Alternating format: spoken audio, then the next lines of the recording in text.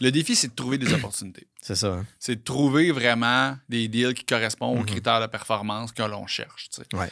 Il n'y en a pas beaucoup, puis, oui, il y a un défi de trouver des partenaires puis trouver des capitaux, mais je dis toujours que quand tu as un bon deal, l'argent vient plus facilement.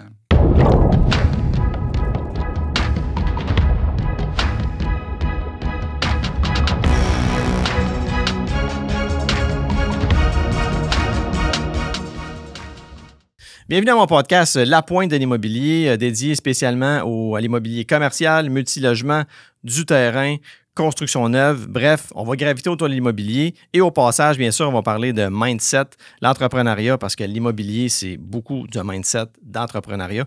Aujourd'hui, j'étais avec Mathieu Dupuis de Organisation Dupuis, donc pour être bien organisé, Organisation Dupuis. Merci Sam de cette intro percutante.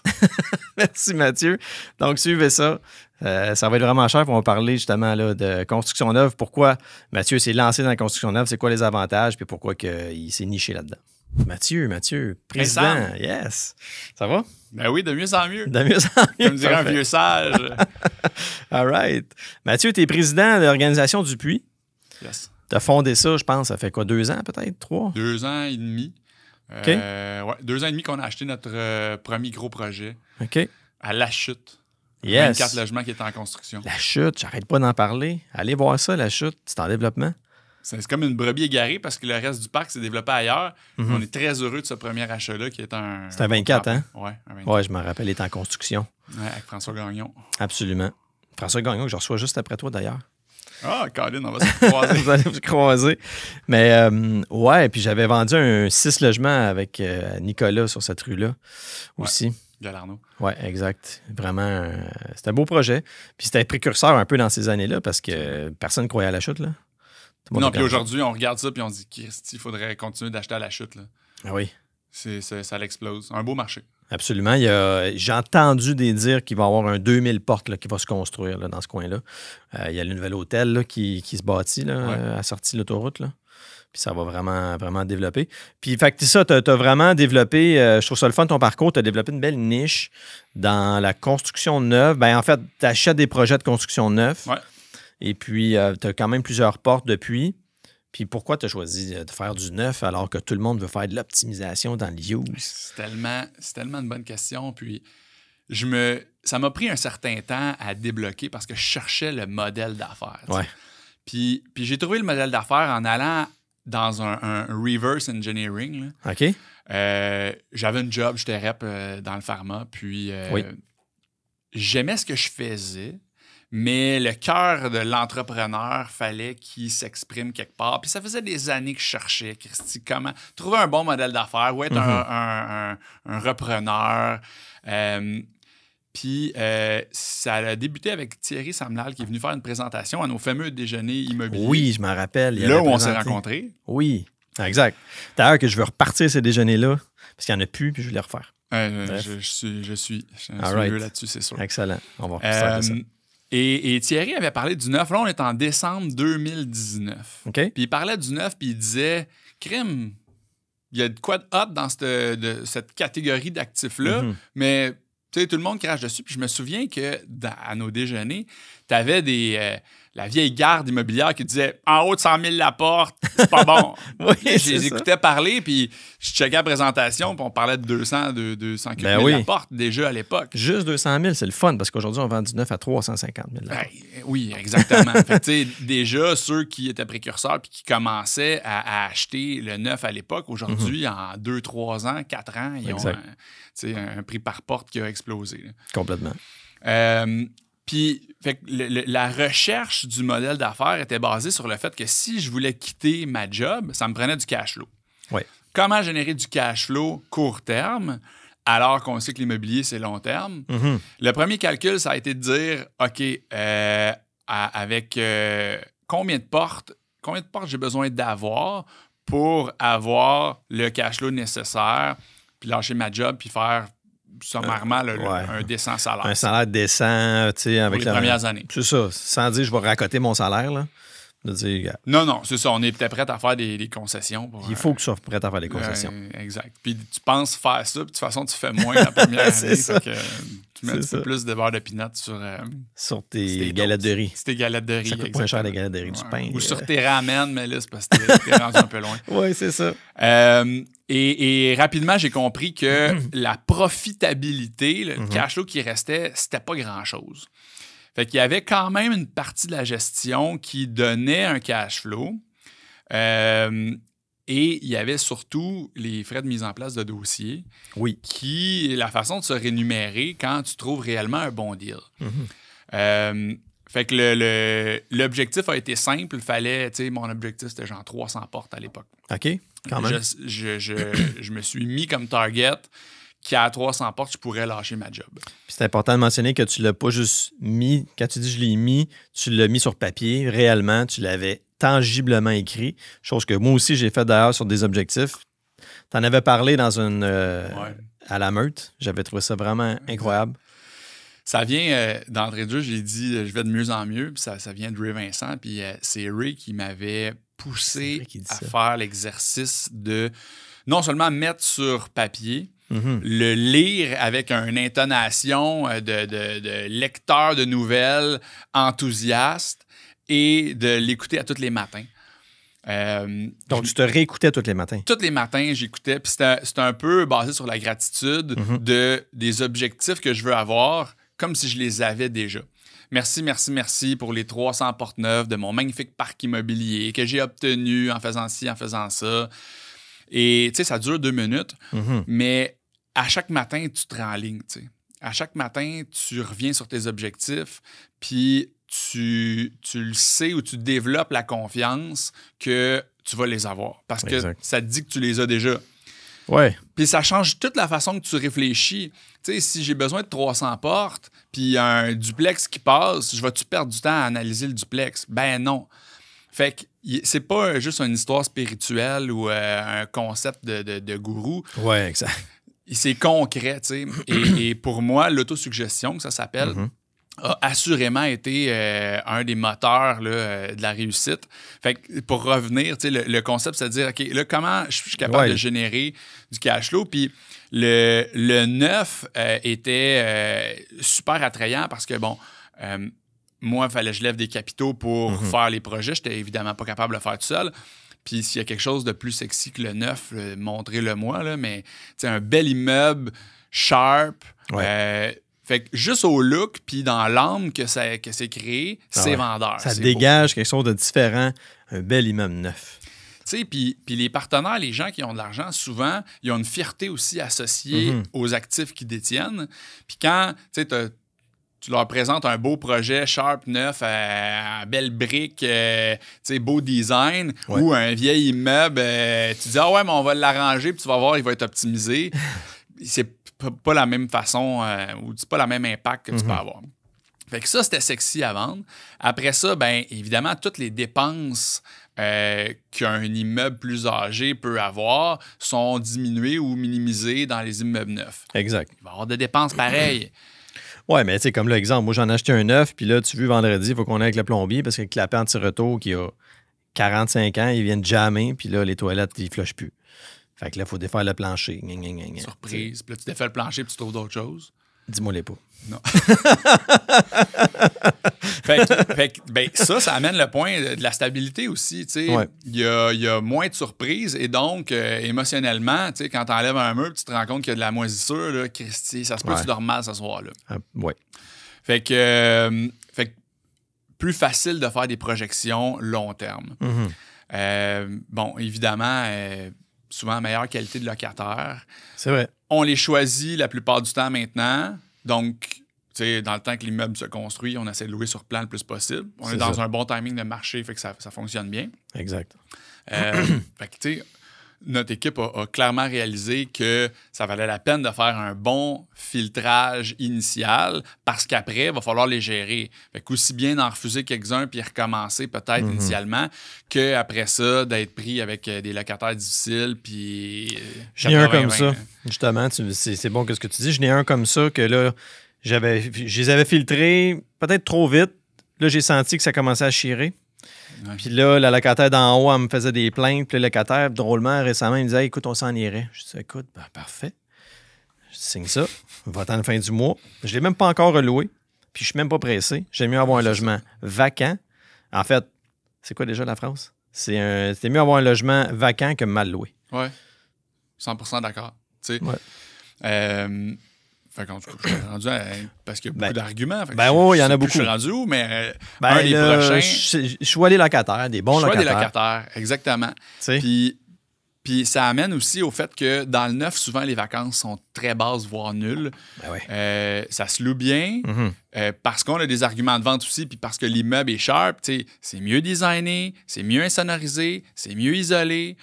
Fait que overall, le locataire, il y a une expérience différente dans le neuf que dans les vieux blocs. Puis tu sais, là, on s'entend aujourd'hui, je te donne les arguments du neuf, mais je suis pas en train de dénigrer le reste. Non, ben, je suis pas le use. Le use, ça a son ben bon oui, aussi. ça a son pesant d'or.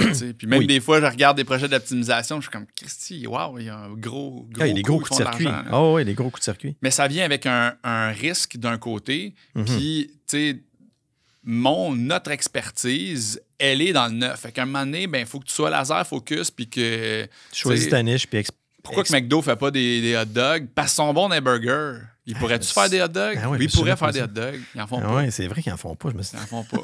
Il y a un moment donné, ils avaient fait des pizzas. Je sais pas si tu te rappelles. Oui, je me rappelle. Il y avait les pizzas. 4 pepperoni seulement, puis ils s'étaient divisés en 4 main droite. Ben, ici, on a dû prendre ça de leurs 2 pickles dans le Big Mac. Fait que c'est ça. Fait qu'à un moment donné, il faut se spécialiser, puis effectivement, on est devenu, je pense, une bonne référence dans le 100%. créneau. Évidemment, il y a la clause F de la Régie du logement qui nous permet d'ajuster nos loyers en fonction du marché sans nécessairement être limité par la Régie du logement. Exact. Fait que ça, c'est un bel avantage. Un couteau à double tranchant, mais quand même un outil qui nous permet de pouvoir rencontrer les standards de performance qu'on projette à nos partenaires. Ben, et puis elle a vraiment sa place, cette clause-là. Là. Le 5 ans, il est super important. Là. Vraiment. Justement, c'est ton premier terme de financement. Ça va avec le terme de financement. Tu veux stabiliser ton immeuble. Tu veux t'assurer que dans ton refinancement, dans 5 ans, tu puisses avoir récupérer la mise de fonds que tu as mis initialement.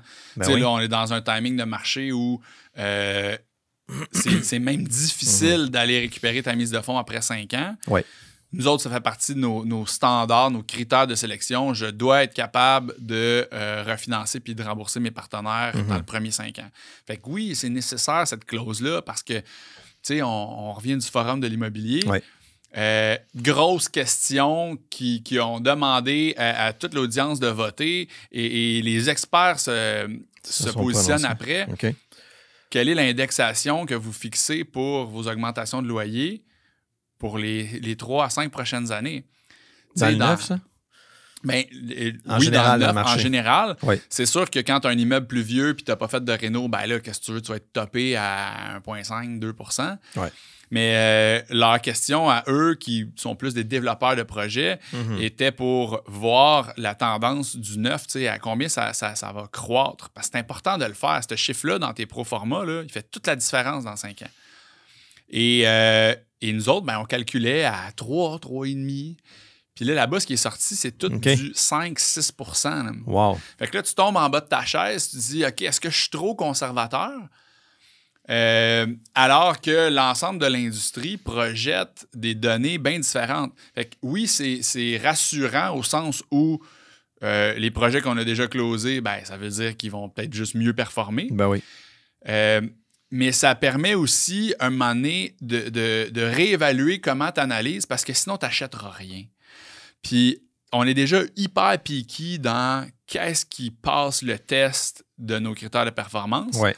Puis, qu'ici, il n'y a presque rien. Fait qu'à un moment donné, tu te dis... Moi, je le vois, ça. Pour vrai, je fais une parenthèse, ouais. mais je le vois beaucoup. Tu dis piqué dans vos critères de performance. Je pense que c'est 90 % de mes discussions sont là-dessus. Quand je parle à des investisseurs tout le temps, ils cherchent une performance, ils cherchent une rentabilité. Ouais. Hier, justement, j'ai fait une évaluation à un monsieur pour son immeuble à Laval, un 8 logements dans l'Use. Monsieur qui a visiblement pas suivi la tendance, la croissance des valeurs là, de loyer. Fait que là, il faut que j'explique ça, lui. Là. Parce que lui... Il pense que ça vaut 5 millions, mais dans la valeur économique, à cause qu'il y a des petits loyers, ça en vaut 3. Ben oui. Puis là, tu vires ça l'autre bord, je dis, écoute, ça prend 1,5 million pour acheter ton bloc. Mettons un 8. Puis je pense que les chiffres sont pas mal ça, là. Ouais. Fait que là, j'ai dit, ta rentabilité est où? Tu sais, comment, demain matin, quelqu'un va acheter ça? Ouais. Fait que il faut que je vende ça l'autre bord à quelqu'un, là, en lui disant que, ouais, peut-être tu vas pouvoir augmenter tes loyers dans 5 ans. En tout cas. Fait qu'en réalité, il faut que tu vendes au vendeur le fait que ça vaut pas ce qu'il pense que ça vaut. Ben, il faut que je le ramène un petit peu sur terre, ça, c'est sûr. C'est sûr. Puis, tu sais, l'évaluation que j'ai faite, c'est quand même une évaluation qui est sharp dans le marché, là. On va chercher un super de bon prix, là. Ouais. Mais lui, il est juste comme des nuages. Ben, le marché va parler. C'est ça qui est beau. Ouais. C'est que s'il vend, le marché va y avoir donné raison, ça veut dire qu'il y a des gens qui sont prêts à payer ça. Oui. Par contre, si ça fait des mois que ça n'a pas bougé, la faute est à qui? La faute est au monsieur qui veut peut-être pas entendre ce que les professionnels lui disent. Exact. Le marché parle, il faut que tu l'écoutes.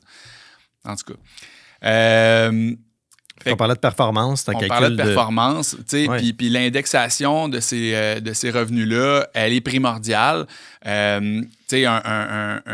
Un calcul à 3 ou à 4 d'augmentation annuelle sur 5 ans peut faire en sorte que je vais être capable de récupérer 110 de ma mise de fonds ou je vais être à 75-80, puis là, il va me manquer un gap. Exact.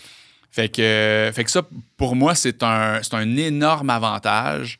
Et parce que ton modèle d'affaires, là, sans trop dévoiler rien, mais toi, il faut que tu rembourses tes investisseurs en premier. Absolument. Fait que l'idée, c'est de sortir, il faut que tu rembourses le monde qui ont mis l'argent. Étant donné qu'on ne met plus d'argent dans les projets, au départ, on en a mis, mais là, évidemment, avec la croissance qu'on a eue, on n'est pas capable de continuer de grandir s'il faut en mettre dans chacun des projets.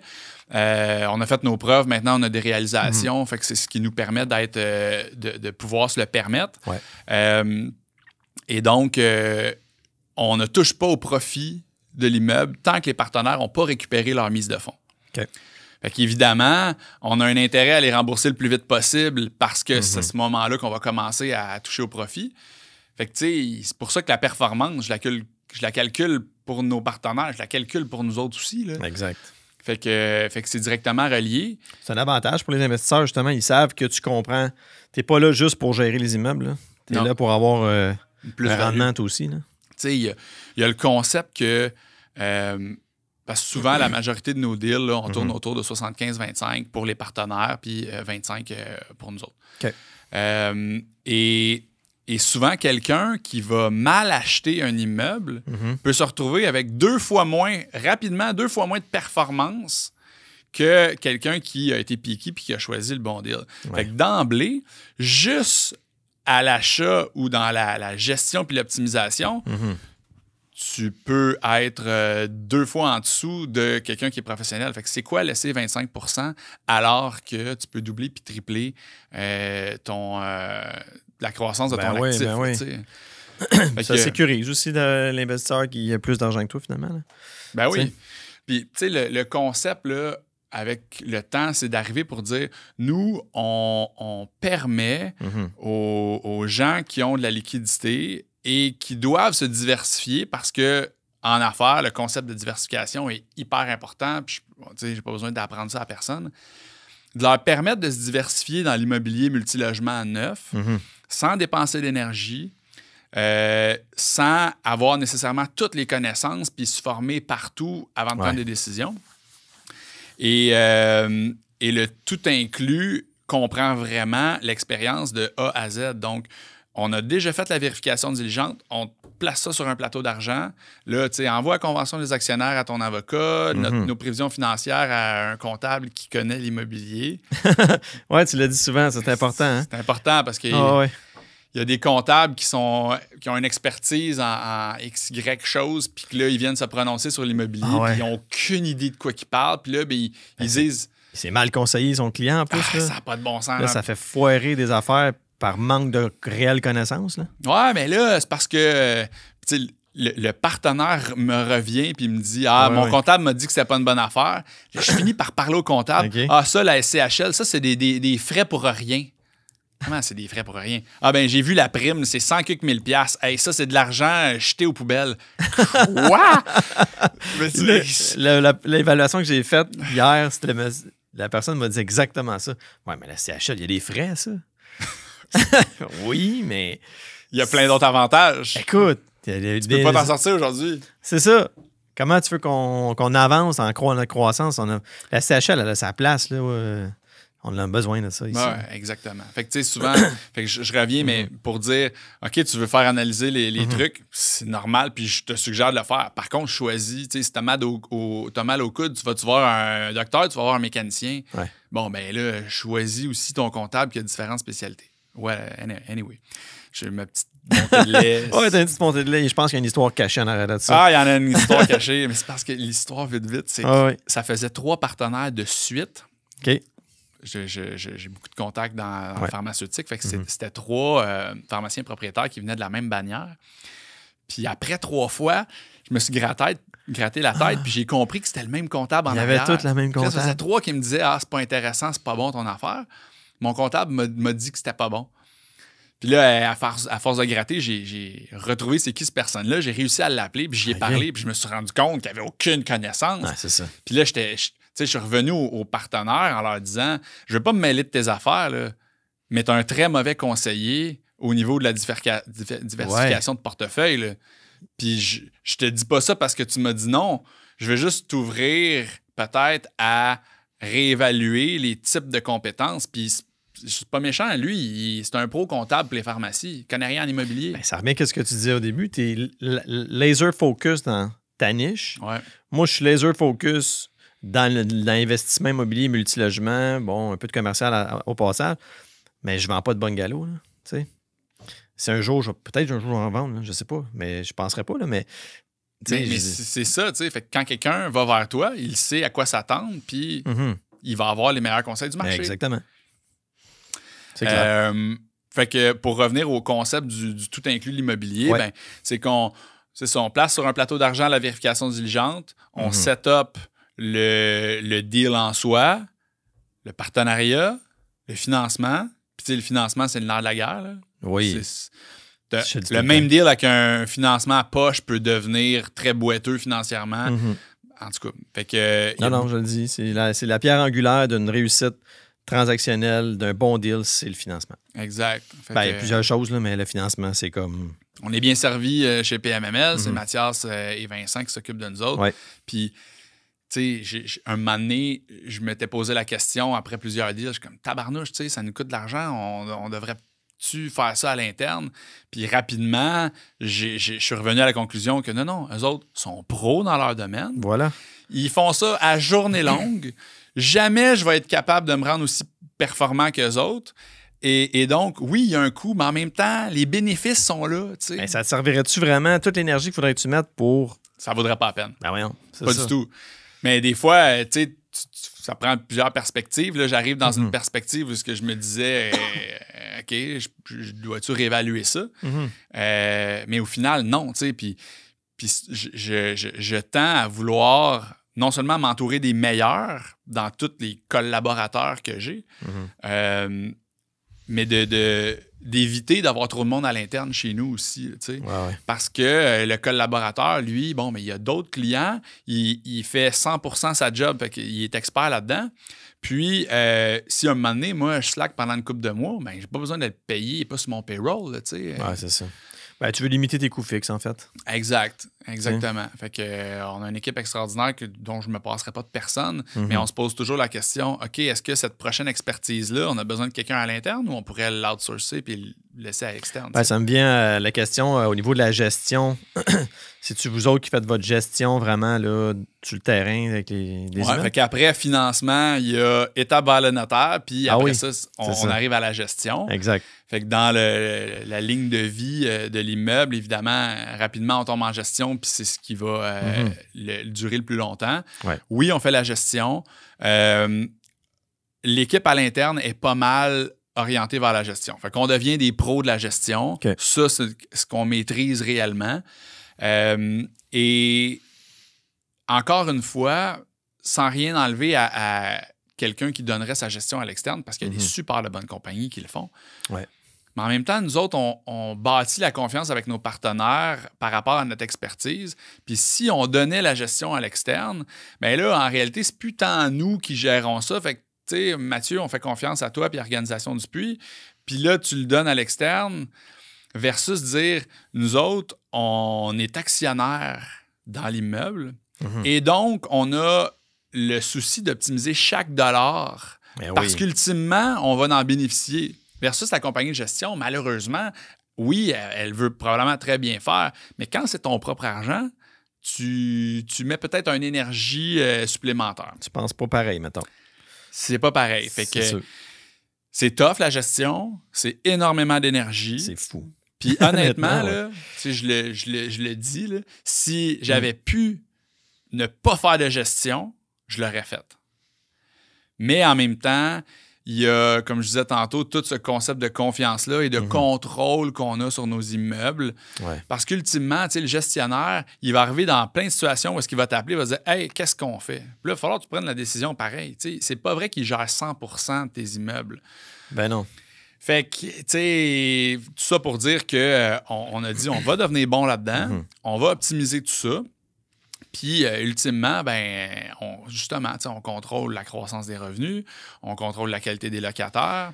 Croissance des revenus. J'ai vu, en ce moment, là, j'ai vendu pas mal d'immeubles récemment où j'ai vu c'est des compagnies, mettons, lui, dans son cas, c'est une compagnie de construction qui avait sa madame qui gérait les immeubles depuis genre 20 ans. Puis, malheureusement, même si c'est une employée, elle n'a pas optimisé les revenus du tout, là. Ouais, c'est ça. Fait que là, lui, il pensait que ça roulait, tu sais, tout est correct, j'en entends pas parler, mais non, si t'en entends pas parler, c'est peut-être parce qu'il y a quelque chose qui va pas bien. C'est exact. Puis je prends un moment pour lancer des fleurs à ma partenaire Isaac qui comprend très bien ce mécanique-là, puis qui a le sens des affaires, clairement, autant que le sens de la gestion, ainsi, beaucoup d'autres atouts. Là. C'est elle qui s'occupe des ressources humaines puis de notre équipe à l'interne. Fait que c'est un ensemble, je crois, de qualités que ça prend pour faire une bonne job de gestionnaire. Puis des fois, c'est ça prend un point plus ferme. Je suis content. Isa, elle a des couilles, fait que je suis pas obligé de prêter les miennes, elle a les siennes. Oui, c'est ça. Non, c'est vrai que c'est une femme, tu vois que c'est une femme d'affaires, puis qui est à son affaire. Ah, absolument. Mais tu sais, la rigueur, pour nous, c'est super important. Ouais. Puis Isa, elle a eu ça quand on n'est pas bien organisé. Le terme, le nom organisation du puits nous ramène des fois à dire « Ah, hey, nous autres, on se doit, on est top organisé. » Je rentre pas dans les détails, mais tu sais, tous les proprio experts, Monday, le... Google Drive, j'imagine? Ben exact, le Microsoft et toutes les choses. Mais tu sais, on a plein de petits apartés de sites web qui nous permettent de pouvoir mieux travailler. Fait que ça fait partie de l'organisation. Fait que beaucoup de choses à mettre en place. Fait que, tu sais, un moment donné, la gestion, il faut charger pour ça. Il faut charger aux partenaires. Puis, c'est peut-être une mini parenthèse par rapport à ce que je disais au début. Tu sais, ça prend du cash flow. Fait que là, c'est votre salaire, finalement. C'est notre salaire. En fait, le cash flow de gestion, c'est pas payant. On fait pas d'argent réellement avec ça. On paye nos employés, on a plein de dépenses par rapport à ça. Ce qui nous permet réellement de vivre, c'est les frais de mise en place de dossier. Puis si on n'avait pas ça, ça marcherait pas. Parce que, tu sais, on n'est pas un œuf de charité.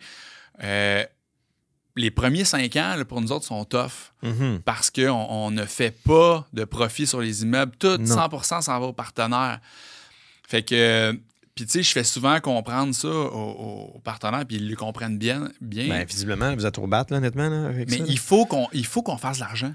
Tu sais, si tu fais une association avec quelqu'un, puis que tu tires toute la couverte de ton bar, puis lui, il en fait pas, il va se tanner tôt ou tard. Il va être démotivé. Oui. Il va vouloir changer de branche ou changer le modèle. Fait que tu sais, nous autres, la seule façon réellement de faire de l'argent dans les 5 premières années, c'est nos frais de mise en place de dossier. C'est ça. Puis, tu sais, je veux dire, c'est fair au sens où les courtiers chargent des frais de des frais de transaction. Ben oui. Ben, nous autres aussi, on fait une transaction. Fait que Tu sais, Ben là, c'est très légitime. C'est ça. Tout le monde, il faut qu'il fasse de l'argent. Là. On travaille tous pour faire de l'argent là, dans la vie. Exact. On est dans un système capitaliste. Là. Faut qu'on... c'est ça la game. Puis tu sais, tu sais c'est quoi une start-up d'entreprise, mais la majorité des profits, on les remet dans le business, puis on met des bûches dans le feu pour que ça grossisse. Là, tu te payes pour vivre, puis le reste, tu réinvestis pour faire grossir. Puis à un moment donné, ça va payer plus, c'est sûr. Mais l'immobilier, c'est du long terme. N'oubliez pas ça. Exact. Et là, les dernières années, tout le monde était sur le short term. Là, on fait du gros cash. Là. Mais là, je vous le dis, là, le party est fini. Il est fini, c'est sûr. C'est ça. Il faut revenir à un modèle normal là, qui est du moyen-long terme. Oui, exact. Ben, tu sais, c'est quoi le besoin qu'on voulait répondre, auquel on voulait répondre quand on a commencé Organisation du Puits? Je disais tantôt, c'était de permettre aux gens de pouvoir se diversifier dans l'immobilier multilogement neuf, dans des concepts tout inclus, pour se créer des actifs à l'épreuve des intempéries pour les 25 prochaines années. C'est ça. Fait que, tu sais, c'est pas... Il n'y a pas personne là, dans nos partenaires qui ont besoin du cash flow des blocs pour faire leur épicerie. Ben non, c'est tous des professionnels très bien établis. Là. Exact. Puis ils comprennent ce concept-là que court terme, ben c'est pas là que ça va exploser. T'sais. Mais en même temps, il y a une stabilité qui fait en sorte que c'est bien difficile de perdre de l'argent là-dedans. Bien difficile. Puis surtout quand c'est bien géré, parce que je pense que il y avait une stat en immobilier, là, il y a 5 % des gens qui achètent un immeuble qui vont perdre de l'argent. Ben, c'est pas nous. Oui, c'est ça. C'est un 5 % de gens 5 oui, peut-être, oui. Qui font mal leurs achats ou qui gèrent très mal ou qui se font voler peut-être ou qui mettent en place des gens pas comme je parlais avec Emmanuel juste avant, la mauvaise gestion, pas suivre le projet, la mauvaise gestion. Tu perds de l'argent dans la mauvaise gestion. C'est pas compliqué. Exact. Faut être bien organisé comme Organisation du Puits. Je ne saurais mieux dire. Connais notre slogan. Oui. J'ai pas de slogan encore, là, pense à ça. Ben. Organisé comme Organisation du Puits. C'est pas mal. C'est comme mon podcast. Il y a quelqu'un qui m'a sorti hey, comment tu vas appeler ça ton podcast? La pointe de l'immobilier. J'ai fait ouais, c'est pas pire, c'est pas fou ça. C'est bon, c'est très bon. Ouais. Fait que ça vient souvent comme ça. Il reste-tu des choses à élaborer par rapport au neuf? Écoute, est-ce que là, c'est quoi ton défi? Là? Parce que là, on vit des changements. Là. Ouais. Puis en 1 minute, mettons, là, parce qu'il ne reste pas beaucoup de temps, c'est quoi les défis là, qui s'en viennent là, pour toi? Parce que tu as un modèle qui a été super bien fait, qui est un beau modèle, mais comme dans n'importe quel business, il faut se réajuster à un moment donné. Là. Le défi, c'est de trouver des opportunités. C'est ça. Hein? C'est de trouver vraiment des deals qui correspondent aux critères de performance que l'on cherche. Ouais. Il n'y en a pas beaucoup, puis... oui, il y a un défi de trouver des partenaires puis trouver des capitaux, mais je dis toujours que quand tu as un bon deal, l'argent vient plus facilement. Puis ça a toujours été, on a toujours trouvé des partenaires dans nos projets parce que c'est des beaux projets. Ouais. Fait que le défi, ben, c'est de continuer de labourer la terre quotidiennement pour que de temps en temps, il y ait des jeunes pousses plus rares qu'on peut materner. Ben, c'est bon ce que tu dis, parce que souvent je dis aux gens, parce que là, tout le monde cherche toujours des coups de circuit. Tu vas en avoir dans ta carrière. Là. Des super bons coups de circuit. Regarde la chute. Là. Tout le monde l'a trouvé cher. Là. Je me rappelle. Tout le monde l'a trouvé cher. Aujourd'hui, tu fais comme... 166 000 la porte. Ben voyons donc. Je me rappelais pas du 166 000 la porte. Il est en construction. Imagine. Tu repenses à ça aujourd'hui. Ben, c'est la même affaire avec des 300 000 la porte. Je te le dis, tantôt, ça va avoir 400-500 000 la porte. Là. Exact. Les revenus vont suivre, fait que les revenus vont être plus hauts, fait que les coûts par logement vont augmenter. C'est sûr. C'est ça qui se passe en ce moment. Le monde dit que ça baisse. Mais le coût par logement continue à monter parce que les revenus montent. Ça baisse juste à cause que les taux d'intérêt bougent. Oui. Ben, juste, grosso modo, ça baisse pour ça. Une grosse partie. Mais effectivement, les immeubles à revenus sont évalués en fonction des revenus. Si les revenus continuent d'aller à la hausse, les fondamentaux de l'immobilier sont là. Il manque de logements, donc il y a une rareté de logements. Les immigrants rentrent, la demande est hyper forte. Les immigrants rentrent à coût de 450 000 par année. Ben là, 1 million l'année passée, au Canada. 1 million d'immigrants. OK. Je pensais que l'année passée, c'était 450, puis cette année, il s'enligne pour ça. En tout cas, c'est beaucoup de gens. À vérifier. Mais le point étant que c'est beaucoup de gens, tu sais. Ben oui. Et puis les taux d'intérêt font en sorte qu'il y a bien du monde qui peuvent pas s'acheter une maison à cause des taux. Fait que, tu sais, sont proches, ils veulent quelque chose de cher, puis s'en vont dans le neuf, s'en vont d'un beau logement neuf, tu sais. Puis, c'est sûr. Ils n'iront pas dans des immeubles des années 80, 90. Là. Fait que tout ça pour dire que les coûts vont continuer de monter dans les prochaines années, malheureusement, qu'on le veuille ou pas. Exactement. Heureusement pour nous, mais bon, on s'entend au niveau de la population, on ne veut pas toujours que ça soit en skyrocket. Ça vient avec le sujet des logements abordables et tout ça. Là, puis, c'est un autre débat, là, mais reste que ça, il y a des programmes qui s'en viennent pour ça, il y a des choses qui s'en viennent pour les logements abordables. Dans le neuf, on est dans un produit que les gens ils veulent se payer puis ils veulent du luxe. Fait que, tu sais. Exact, c'est encore de la demande.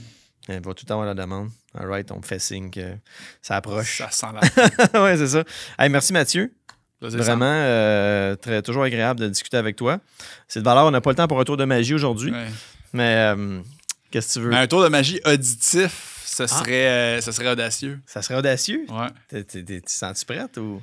Ben, je sais pas qu'est-ce que je pourrais auditif, faire. Ben. Faudrait que... Je te réinviterai. Puis on fera un tour de magie auditif ou même t'es dans le mentalisme au bout. Ouais, on pourrait faire. Tu sais, genre, choisis un numéro au hasard, puis là, le podcast a été tourné il y a 3 semaines. Puis... Exact, puis là, ça marche aujourd'hui. Ouais, c'est ça. Ça serait malade. OK, je médite là-dessus. Je te réinviterai. Fait que merci. Donc, dernière petite question. Là, je pose tout le temps cette question-là. Mon prochain invité, c'est François Gagnon. As-tu une question pour lui? C'était quoi la question qu'Emmanuel m'a posée? J'ai oublié d'y demander. OK.